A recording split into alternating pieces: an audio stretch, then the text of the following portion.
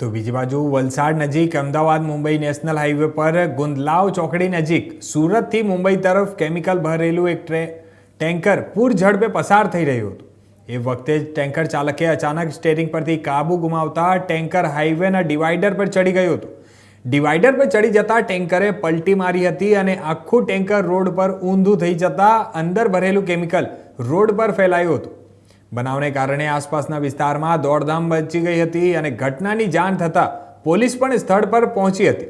જો કે પલટી મારી ગયેલા ટેન્કરનો ચાલક કેબિનમાં જ ફસાઈ ગયો હતો અને આ દ્રશ્યો જોતા હાઈવે પરથી પસાર થતા અન્ય વાહન ચાલકો અને સ્થાનિકો તાત્કાલિક દોડી આવ્યા હતા અને ભારે જહેમત બાદ કેબિનમાં ફસાયેલા ચાલકને બહાર કાઢી અને તેને સારવાર માટે હોસ્પિટલ ખસેડવામાં આવ્યો હતો।